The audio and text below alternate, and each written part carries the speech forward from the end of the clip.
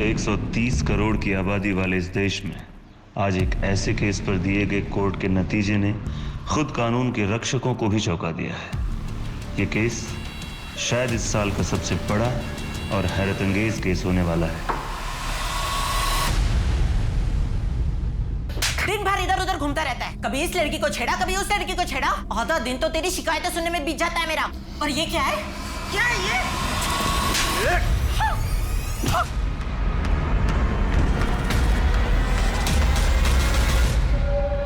हाय हाय hi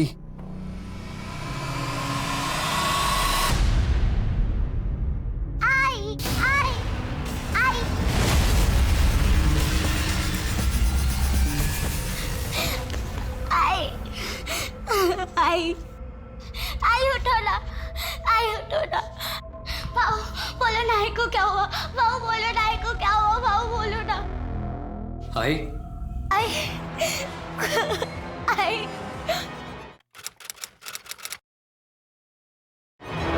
hello बच्चों।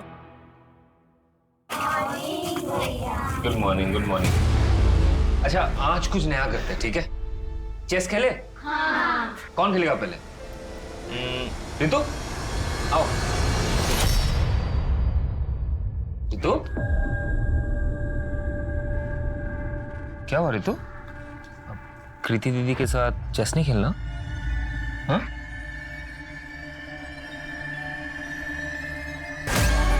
ये क्या हुआ? वो खाना बनाते टाइम। बचपन से बच्चों को सिखाया जाता है कि अनजान लोगों से बात न करें। ये जताया जाता है कि उन्हें अनजान लोगों से खतरा है। लेकिन आपको ये जानकर हैरानी होगी कि सेक्सुअल हरासमेंट के अधिकतर केसेस में जान पहचान के या घर के लोग दोषी निकलते हैं।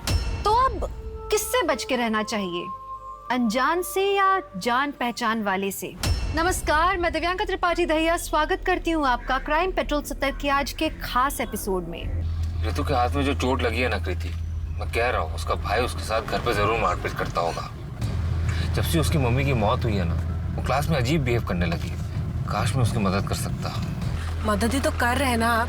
अपना एनजीओ में उसे पढ़ा लिखा कर उसके पैरों पे खड़े होने में हेल्प ही तो कर रहे हैं। ऐसे नहीं, ऐसा कुछ जिससे मैं उसे उस नर्क से निकाल सकूं। कोई भी लड़की डोमेस्टिक वायलेंस डिजर्व नहीं करती, उसे इंडिपेंडेंट होना चाहिए।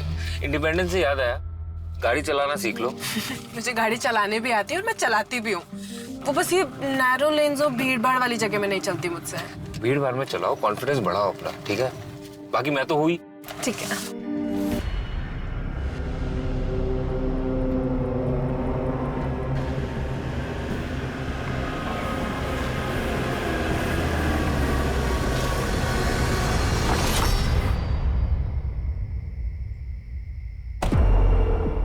चलो बाय भैया। बाय।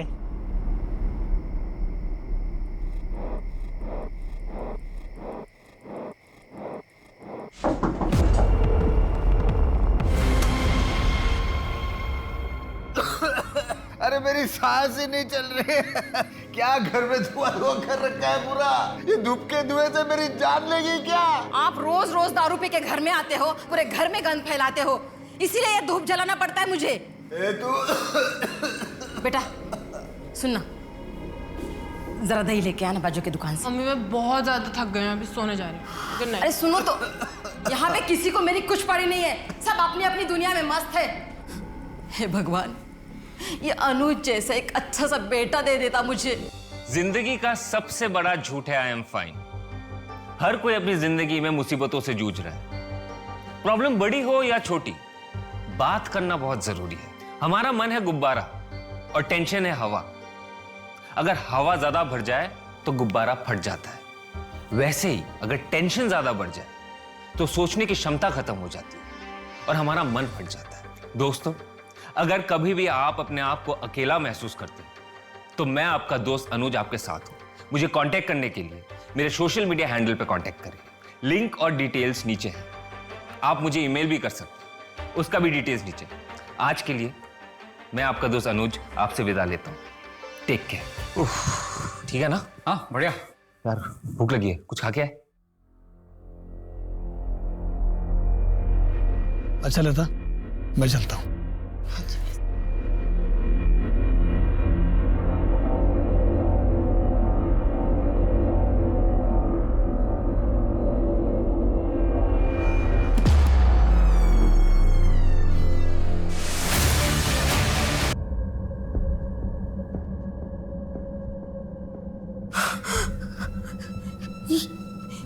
ये कैसे हो गया?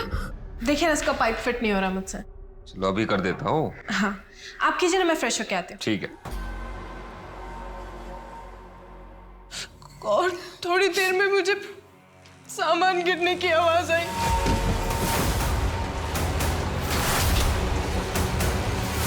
भैया,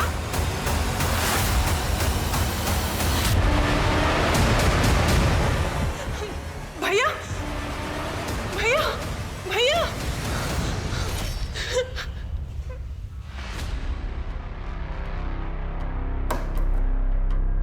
दरवाजा कब से खराब है? सर, आज सुबह से ही खराब नहीं। क्या हो रहा है यहाँ पे? हाँ? क्या हो रहा है यहाँ पे? एक मिनट रुकिए, आप कौन? सर, ये मेरे बाबा हैं। और ये कौन है? अनुज। हाँ? भाई साहब? भाई साहब? कहाँ से आ रहे हैं आप? हाँ, वो क्या बोलते हैं, वो बाजार से आ रहा हूँ मैं। भाई साहब। शिंदे, यहाँ आजू बाजू के लोगों से पूछताछ करो, शायद किसी ने किसी को अंदर आते हुए देखा हो। और सोसाइटी के वॉचमैन से भी पूछताछ करो, शायद उसने भी कुछ देखा हो। Right sir.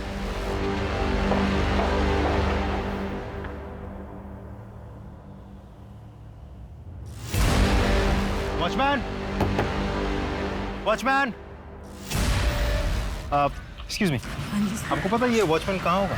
अरे ये राम सिंह पता नहीं कहाँ गया। इसका नंबर मिल सकता है? हाँ जी, हाँ जी।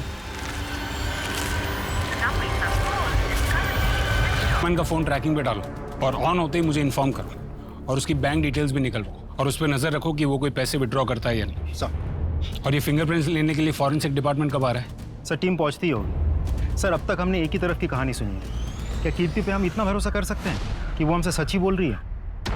शिंदे, फिलहाल तो कोई भी शक के दायरे से बाहर नहीं है, कीर्ति भी नहीं। कानून सिर्फ सबूत पर भरोसा करता है। एक काम करो, अनुज की कॉल डिटेल्स निकालो। सर, मेरा ब्रोकर का काम है। अनुज मेरा बहुत अच्छा दोस्त था। अभी कुछ दिन पहले ही मेरे 2-3 घरों के लिए उसी ने किराएदार दिए थे। कमीशन तक नहीं ली सर मुझसे। हमेशा सबकी हेल्प करता था। उसकी कोई गर्लफ्रेंड थी? नहीं सर। कीर्ति और अनुज के बीच रिश्ता कैसा था? नॉर्मल था सर। एक नॉर्मल भाई बहन के बीच में जैसा बॉन्ड होता है वैसा ही था। सर, बड़ी अच्छी लड़की है कीर्ति।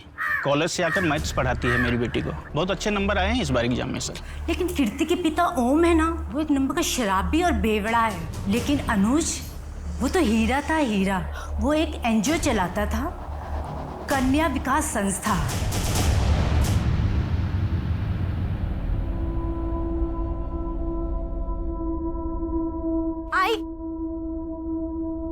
आई शाह, क्या हुआ बेटा, क्यों रो रही है ऐसे? आई, मुझे आपके साथ आना है। कल से तेरे एग्जाम है ना, 3 दिन की तो बात है। जैसे तेरे मामा की शादी होगी ना, मैं नागपुर से वापस मुंबई आ जाऊंगी। नहीं आई, मुझे भी आना है आपके साथ। मुझे अकेले नहीं रहना। अरे बाबा अकेले कहाँ है, बाबा है ना यहाँ तेरे साथ। सुन, जाने दे आई को। अच्छा है, कोई डांटने वाला नहीं है। हम लोग बहुत मस्ती करेंगे, खेलेंगे, आइसक्रीम खाएंगे, है ना? और मैं जल्दी आ जाऊंगी, 3 दिन की बात है, ठीक है? आप ध्यान रखो है इसका। चलती हूँ। चलिए भैया, बाय। सुन, 2-3 दिन की बात है और मैं हूं ना तेरे साथ, तेरा बाबा। चल सर, फॉरेंसिक रिपोर्ट में मेन डोर पे जो फिंगरप्रिंट्स मिले हैं, घर वालों में से किसी की भी नहीं होगी। इसका मतलब कीर्ति सच कह रही थी? भैया जब किचन में थे तो मैं नहाने के लिए चली गई और थोड़ी देर में मुझे सामान गिरने की आवाज आई। घर में जरूर कोई घुसा था। और सर, पोस्टमार्टम रिपोर्ट के हिसाब से चाकू से अनुज पर 12 वार किए गए हैं। 12 वार? सर, इसका मतलब साफ है शिंदे, उन्हीं जो कोई भी है वो अनुज से बहुत गुस्सा था। एक और बात सर, ये वॉचमैन राम सिंह की बैंक अकाउंट डिटेल्स चेक की है मैंने। कुछ ही घंटों पहले उसने 75,000 रुपए कैश विड्रॉ किए एटीएम से। 75,000 कैश? सर, इतने रुपयों की उसे क्या जरूरत आ पड़ी? सोसाइटी में बात करो और इसके बारे में पता करो। सर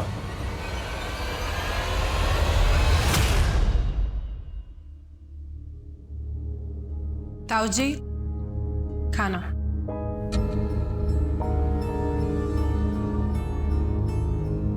ताऊ जी, आप हमारे साथ क्यों नहीं शिफ्ट हो जाते? कब तक ऐसे अकेले रहेंगे? मैं यहाँ ठीक हूँ बेटा। अच्छा, खाना खा लीजिए ना, ठंडा हो जाएगा। खा लूंगा।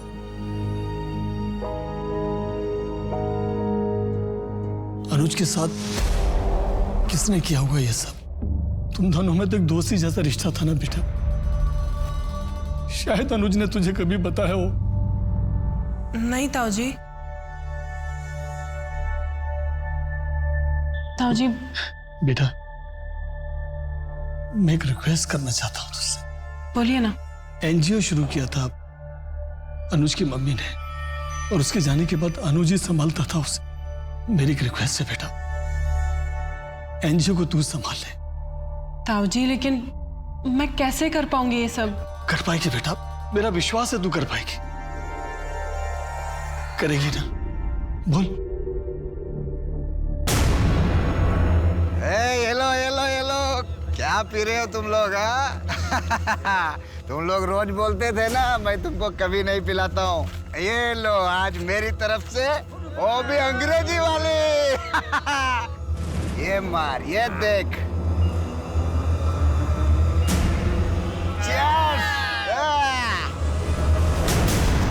इन बच्चों को बचाने के चक्कर में कभी किसी के साथ कोई झगड़ा या फिर अनुज का कोई दुश्मन? नहीं सर, अनुज सर का ऐसा कोई दुश्मन नहीं था। कहीं ऐसा तो नहीं कि हाल फिलहाल में कोई फ़ोन कॉल, कोई धमकी या इससे पहले कुछ हुआ हो, ऐसा कुछ? Thank you so much. भैया, इसमें ना हम सब ने आपके लिए कुछ लिखा है। ये ना मेरा बर्थडे का बेस्ट गिफ्ट है। Happy birthday to you. Thank you so much. Sir, thank you तो मैं आपसे कहना चाहती हूँ, इन बच्चों के फ्यूचर के लिए कितना कुछ कर रहे हैं आप।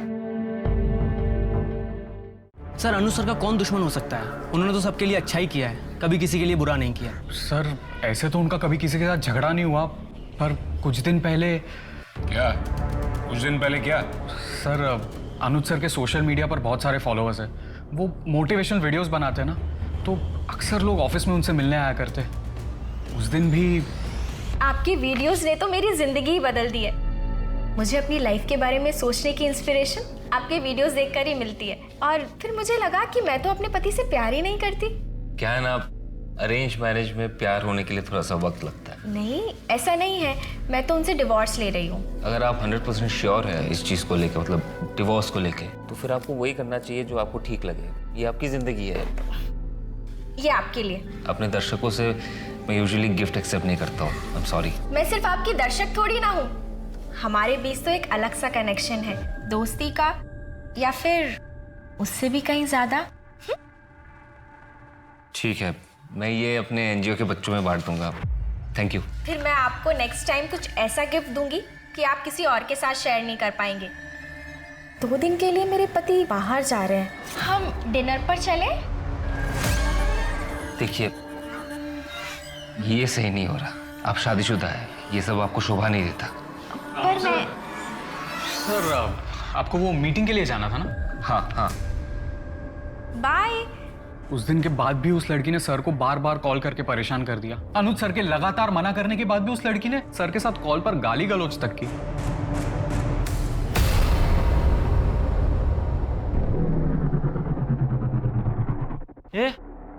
ये कपड़े इतने गंदे कैसे हो गए?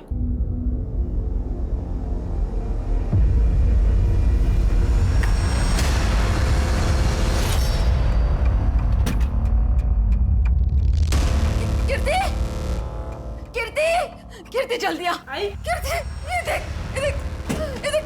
ये देखना, सब खाली है। पैसे नहीं, गहने नहीं, कुछ भी नहीं। ग्लास कब देखे थे गहने? सर, कुछ 4-5 दिन पहले। आई लॉकर ज्यादा खोलती नहीं है। उन गहनों की कोई फोटोज? हाँ।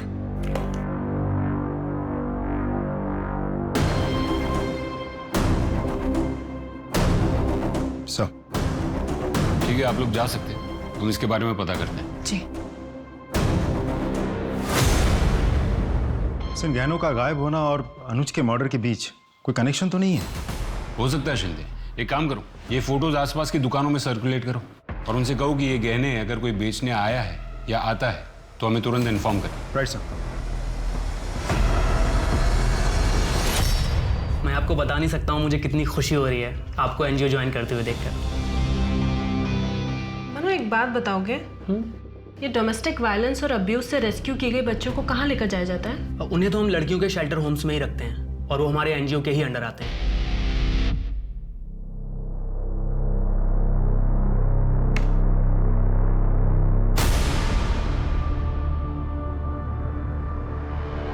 जली हुई रोटी। पिछली बार जो तुझे दर्द दिया था भूल गई क्या? जो आज फिर से मुझे जली हुई रोटी खिला रही है? देख, गेट पे कौन है? हाय रितु, क्या था आपका? मेरा नाम अनुज है, कन्या विकास संस्था से आऊं। हमें सरकार ने अपॉइंट किया रितु को ले जाने के लिए। क्यों? क्यों ले जाना है? क्योंकि तुम रितु के साथ बुरा बर्ताव करते हो। बहन है मेरी वो, और देखता हूँ कौन और कैसे लेके जाता है। लड़ाई करोगे हमसे? करो, सब रिकॉर्ड हो रहा है। सिविल केस तो लग ही गया है तुम्हारे ऊपर, अब क्रिमिनल केस भी लगेगा, लंबा अंदर जाओगे।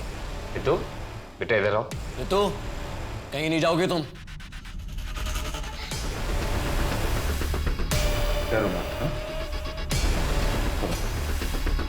देख लूंगा तुम सबको। देखेगी तो पुलिस तुमको, कल आएगी तुम्हारी खातिरदारी करने। चल।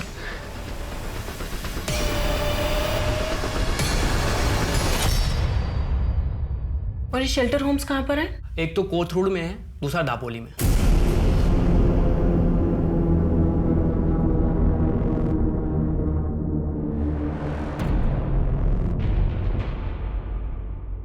शर्म नहीं आई तुझे? बता बता, कहाँ मुंह काला करके आई है? छोड़ूंगी नहीं मैं तुझे। शर्म। इसका कितना मिल जाएगा? असली तो है ना? खुद ही देख लो। ठीक है, मैं चेक करके बताता हूँ। देखो देखो।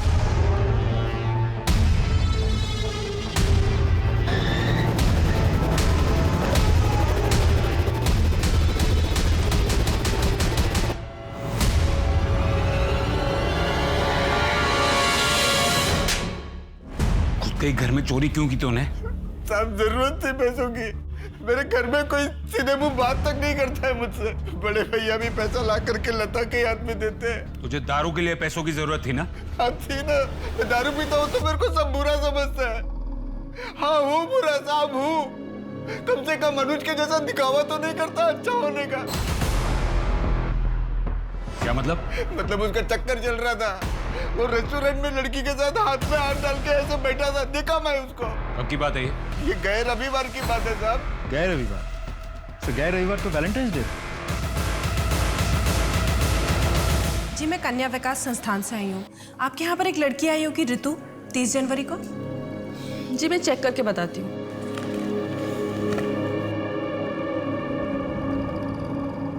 नहीं, रितु नाम की तो कोई लड़की नहीं आई है। शायद कोटहुड वाले शेल्टर होम ले गए हों। नहीं,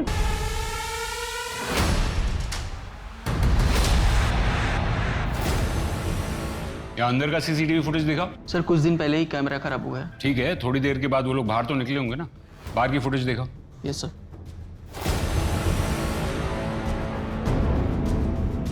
रुको रुको रुको। तो ये फुटेज क्लियर नहीं है, जिसकी वजह से गाड़ी का नंबर नहीं दिख रहा। एक काम करो, इस फुटेज की क्वालिटी ठीक करने के लिए आईटी टीम को भेजो। इस लड़की का पता लगना बहुत जरूरी है। सब आगे चलो।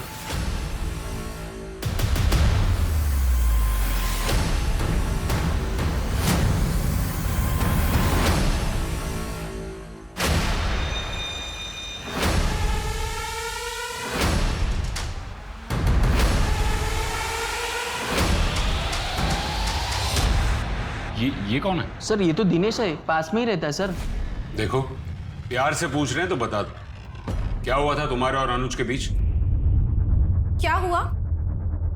कुछ नहीं हुआ तृप्ति, वो इंस्पेक्टर साहब को कुछ गलतफहमी हो गई थी। तृप्ति? हाँ। क्या तुम वही तृप्ति हो जो अनुज के ऑफिस उससे मिलने आई थी? तुम उससे मिलने गई थी? हाँ तो क्या, वैसे भी मैं तुमसे डिवोर्स ले रही हूँ। सर, इसीलिए गया था मैं उस अनुज के पास। सर, उसने मेरी शादीशुदा जिंदगी को तबाह कर रखा है और उसी की वजह से ये मुझसे तलाक तक ले रही है। और इसीलिए तुम झगड़ने वहां पहुंचे थे। सर मैं परेशान हो चुकी हूँ इस आदमी से। अनुज ने पुलिस कंप्लेंट की है ना इसकी। अच्छा किया, ले जाइए इसे, डाल दीजिए जेल में। जेल में कोई ना कोई जाएगा, ये बात तो पक्की है, क्योंकि अनुज का मर्डर हो चुका है।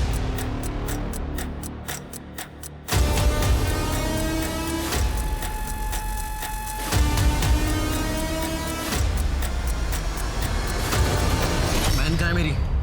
मुझे पता लग गया कि तुम्हें किसी सरकार ने नहीं भेजा था। छोड़ो मुझे। बहन कहाँ है मेरी? बचाओ, बचाओ मुझे। क्या हुआ? क्यों छेड़ रहे हो उसको? ये अपना काम करना। ये आदमी पता नहीं कौन है, मेरा रेप करने की कोशिश कर रहा है। सर, उस स्कूटी का पता चल गया है। वो किसी श्रुति सिंह के नाम पर रजिस्टर्ड है। एड्रेस भी मिल गया है। गुड, चलो। सर, ये चोट कैसे लगी? वो मैं गिर गई थी। आप और अनुज कब से एक साथ थे? यही कुछ साल भर से। साल भर से? कमाल है। अनुज ने कभी आपके बारे में उसके दोस्तों से या फैमिली मेंबर से बात नहीं की? एक्चुअली अनुज ये चाहता था कि पहले उसके पापा राजी हो जाएं, फिर वो सबको बताएगा। आप दोनों मिले कैसे थे? हम कॉलेज में मुंबई में एक साथ थे। उसके बाद मैं पूना आई जॉब के लिए और फिर हमने वहाँ मिलना स्टार्ट किया। ये देखो, ये रहा तुम्हारा नया घर। कैसा लगा? घर तो बहुत अच्छा है। थैंक यू सो मच यार। थैंक यू बोलने की कोई जरूरत नहीं है। एक्चुअली क्या है ना, मेरा दोस्त ब्रोकर है। अच्छा, तुम्हारी कोई गर्लफ्रेंड है? एक्चुअली मैं शादीशुदा हूँ, मेरा एक बेटा भी है। ओके।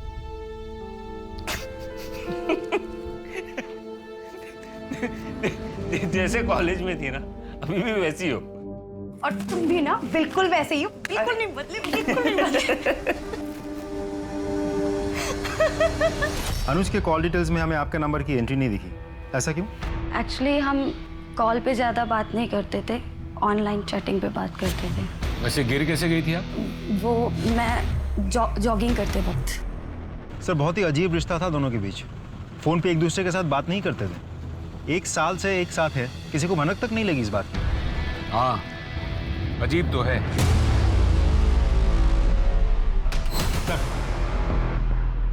वॉचमैन राम सिंह ने छपरा के एटीएम से पैसे विथड्रॉ किए। छपरा में ही उसका परमानेंट एड्रेस भी है। बिहार पुलिस से कांटेक्ट करो और उनसे कहो कि उस लोकेशन पे रेड करें। Right sir.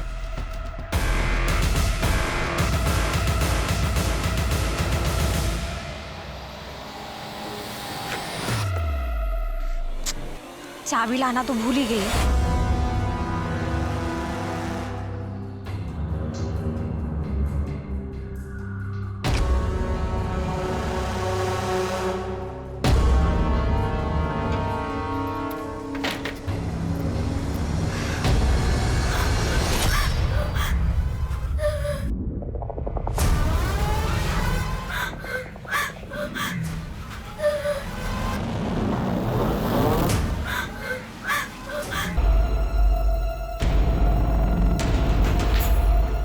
ये क्या कर रहे थे तुम? अरे कुछ नहीं लक्ष्मी, बस। झूठ मत बोलो। क्या कर रहे थे तुम? कुछ नहीं लक्ष्मी। छोड़ूंगी नहीं तुम्हें मैं।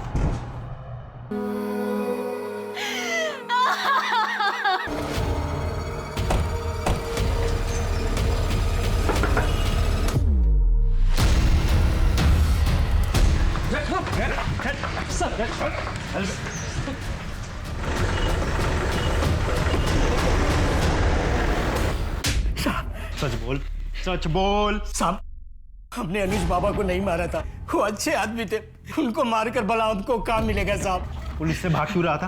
क्यों भाग रहा था? गरीब आदमी उठ डर गया था।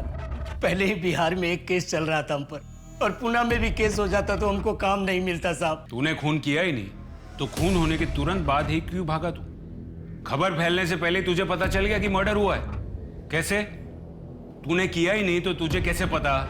वो क्या था कि पुलिस को हमने सोसाइटी में आते देख लिया, और सोसाइटी में भी यही बातें हो रही थी, इसलिए भाग गया साहब। अचानक 75,000 रुपए निकालने की क्या जरूरत पड़ गई थी तुझे? काफी लोगों के उधार चुकाने थे साहब, इसलिए मैंने पैसे निकाले। सोचा सबका कर्जा चुकता कर दूं। अच्छा, ठीक है। तू सच बोल रहा है झूठ, इसका अभी पता चल जाएगा। इसके फिंगरप्रिंट्स लो। क्यों साहब? क्यों? अभी तो तू कह रहा था ना तेरा ऐसे कोई लेना देना नहीं है, फिर उंगलियों के निशान देने में इतना घबरा क्यों रहा है? ये क्या कह रहे हैं आप? चल अंगूठा डाल। डाल। साहब रुकिए, रुकिए साहब। साहब हम बताते हैं। साहब उस दिन हम सोसाइटी में ही थे, ड्यूटी पे था, तभी कुछ टूटने और फूटने की आवाजें सुनाई दी। वही आवाज सुनकर मैं वहां पहुंच गया था साहब। बाकी मैंने मर्डर नहीं किया, मैं सच बोल रहा हूँ साहब। तूने मर्डर नहीं किया तो किसने किया? बोल।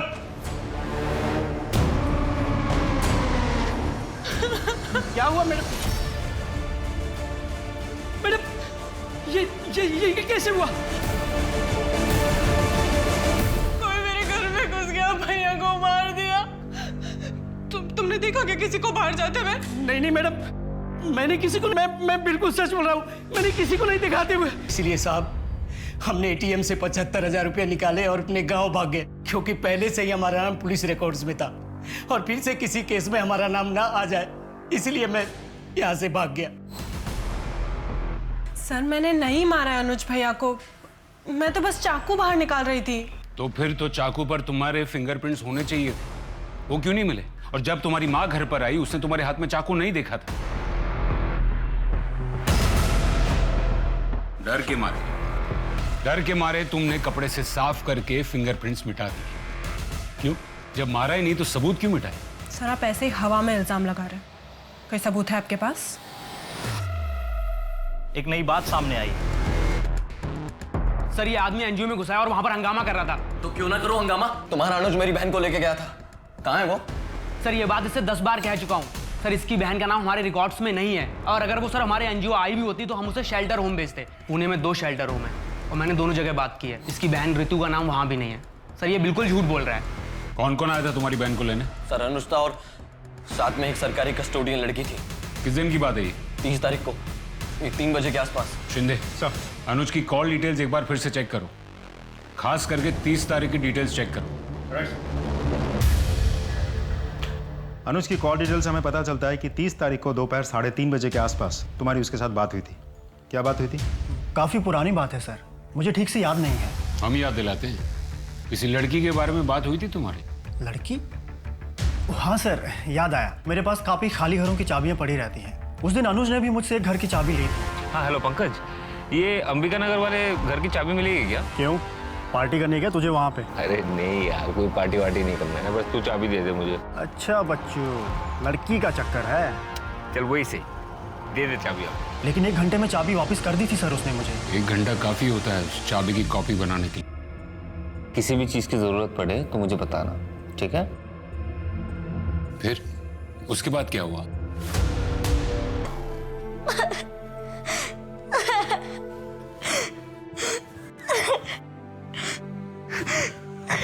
हमने अभी अभी ऋतु को एक खाली घर से रेस्क्यू किया है। तुम तो जानती हो ना ऋतु को।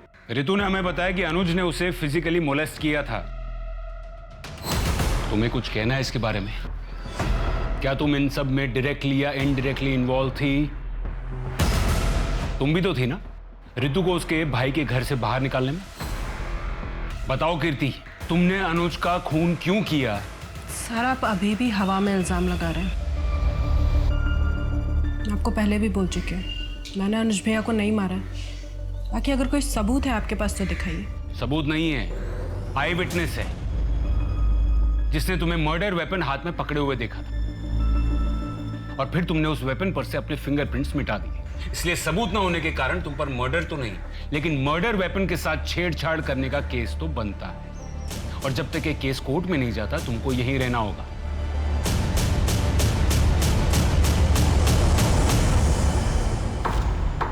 पुलिस ने एक लड़की को बचाया है जिसे अनुज चांदेकर ने बंदी बनाकर रखा था। हो सकता है इसका इस केस से कोई वास्ता ना हो और ना ही मर्डर वेपन पर आपके फिंगरप्रिंट्स मिले हैं। लेकिन मिस कीर्ति चांदेकर, मर्डर वेपन हाथ में पकड़े हुए डेड बॉडी के पास आपको देखा है एक आई विटनेस ने। इस सफाई में आप कुछ कहना चाहेंगी? Not guilty. लेकिन उस दिन के बारे में मैं कुछ और बताना चाहती हूँ।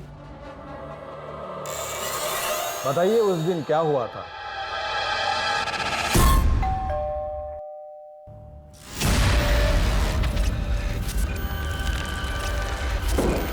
काकी का है? वो उनका डायलिसिस का दिन है ना आज, तो ताऊ जी के साथ ही गई है। ये रहा सिलेंडर, देखिए। पता नहीं इसका पाइप फिट ही नहीं हो रहा है। मुझसे बहुत ट्राई किया मैंने, तो आपको फोन। भैया भैया ये क्या कर रहे क्या क्या कर रहे हैं आप ये? भैया नहीं, छोड़ो मुझे, छोड़ो मुझे, छोड़ो मुझे।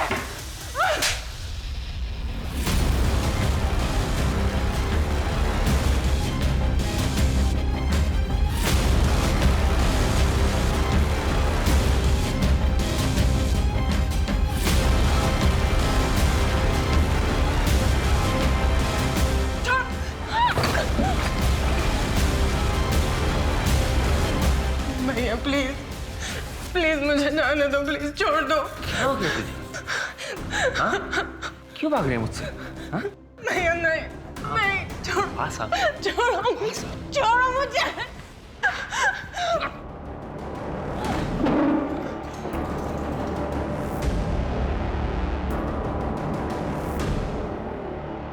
क्या हो गया तुझे? भाग क्यों रही है मुझसे?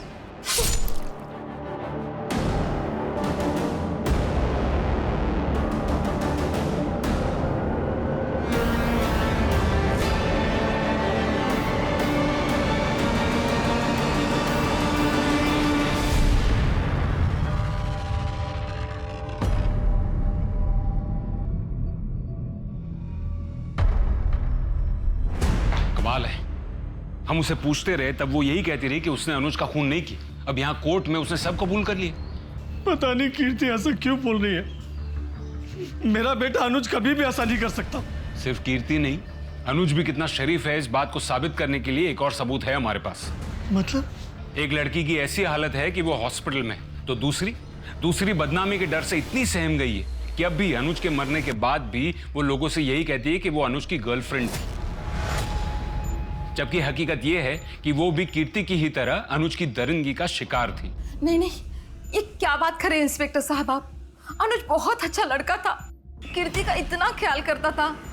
कीर्ति का क्या, हम सबका ख्याल रखता था। अनुज तो अनजाने लोगों की भी मदद किया करता था। कीर्ति झूठ बोल रही है। कमाल है, आप कीर्ति की माँ है, वो कह रही है कि उसके ऊपर रेप अटेम्प्ट हुआ है और आपको उसकी बात पर यकीन नहीं। क्यों? क्योंकि हमें कीर्ति से ज्यादा अनुज पे विश्वास था। कीर्ति की झूठ बोलने की आदत से हम परेशान हो चुके थे। कॉलेज जाने वाली छोटी छोटी बातों को लेके भी वो झूठ बोला करती थी हमसे। देखिए, बच्चे तो ऐसी बातों में अक्सर झूठ बोल ही देते हैं। इसका मतलब ये नहीं कि वो अब भी झूठ बोल रही हो। लेकिन ये एक बार नहीं, कई बार हो चुका है इंस्पेक्टर साहब। एक बार हमारे घर में एक मजदूर आया था, उससे लोगों से उसने ये कहकर पिटवाया कि वो उसे घूर रहा है। आप ही बताइए, कीर्ति की बातों पे विश्वास कैसे करें?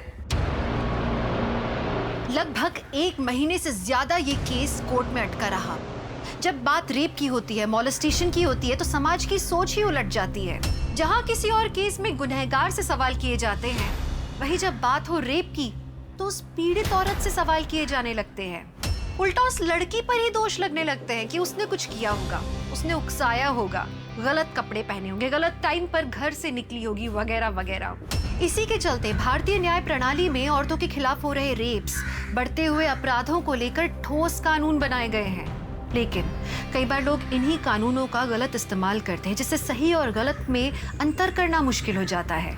लेकिन यहाँ सवाल ये उठता है कि क्या कीर्ति वैसी थी जो झूठ का सहारा लेकर अनुज को बदनाम कर रही थी?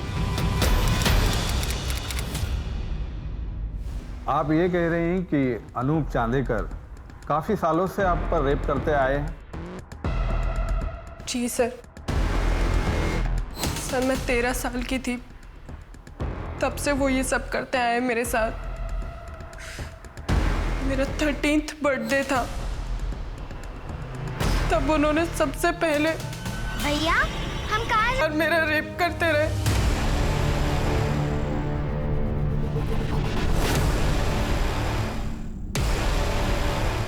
क्या सोच रहे हैं सर? अब तो केस भी सॉल्व हो गया। शिंदे, अभी भी ऐसा लग रहा है जैसे। अरे वाह कीर्ति, नई फ्रॉक किसने दी? अनुज भैया ने। कितनी खूबसूरत फ्रॉक है, कितनी छान दिसते तुला। लेकिन इतनी गंदी कैसे हो गई है? वो अनुज भैया ने कहा सामने पहनने के लिए। ठीक है ठीक है, एक गंदी हो गई ना फ्रॉक, जाके बदली कर दे। हाँ?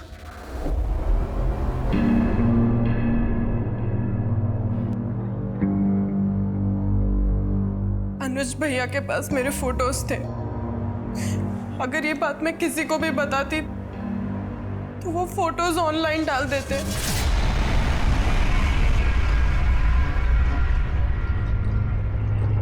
पुलिस के पास कोई सबूत है जिससे ये प्रूव हो सके कि ये एक्ट ऑफ सेल्फ डिफेंस नहीं, प्लान्ड मर्डर था? नहीं मिला। अभी कुछ ही समय पहले सेल्फ डिफेंस का ऐसा ही एक केस मुंबई के चलते सेक्शन 100 के तहत कोर्ट कीर्ति चांदेकर को बाइज्जत बरी करती है।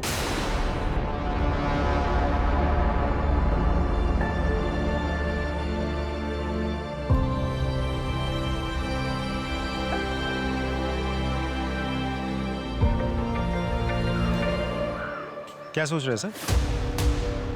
अब तो केस भी सॉल्व हो गया। शिंदे, केस खत्म होने में और केस सॉल्व होने में फर्क है। केस खत्म हो गया और कोर्ट ने फैसला भी सुना दिया है, मगर अभी भी ऐसा लग रहा है जैसे केस की कुछ कड़ियां अब भी जुड़नी बाकी है। कीर्ति ने अनुज को घर बुलाया जब ये हादसा हुआ। जब घर में कोई नहीं था उस वक्त गैस खत्म हो गई और वो चाकू भी वहीं टेबल पर पड़ा था। एक ऐसा चाकू जिसके बारे में घर वालों में से किसी को भी नहीं पता। घर वालों में से किसी ने वो चाकू नहीं खरीदा था, इसका मतलब कीर्ति ने वो चाकू खरीदा होगा। आसपास की दुकानों में पता करो।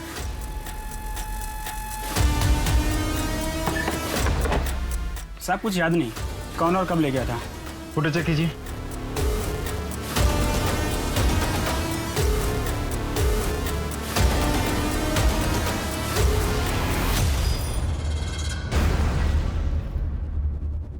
कोर्ट ने तुम्हें सेल्फ डिफेंस के केस में बरी कर दिया, लेकिन तुमने चाकू मर्डर से 2 दिन पहले ही खरीद लिया। क्यों? तुमको पहले से ही पता था कि सेल्फ डिफेंस में उसकी जरूरत पड़ेगी।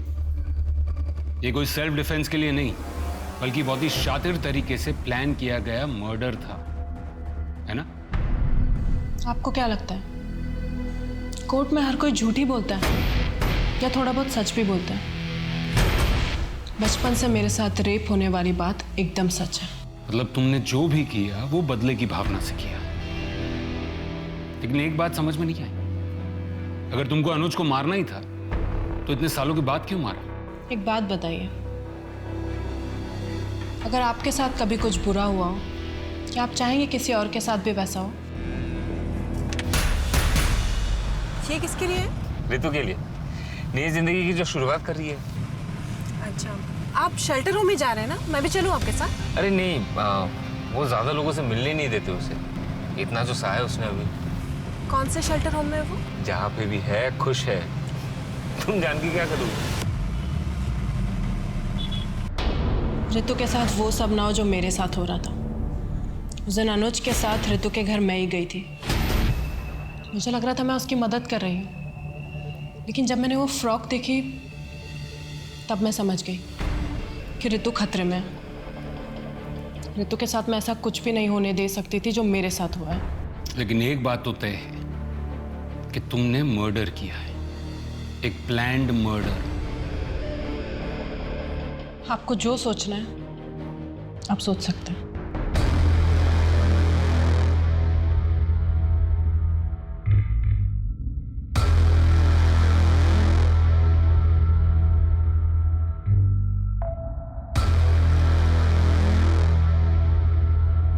कानून जज्बातों पे नहीं चलता, लेकिन पुलिस वाले इंसान ही तो हैं। सही और गलत में वो फर्क साफ देख सकते हैं।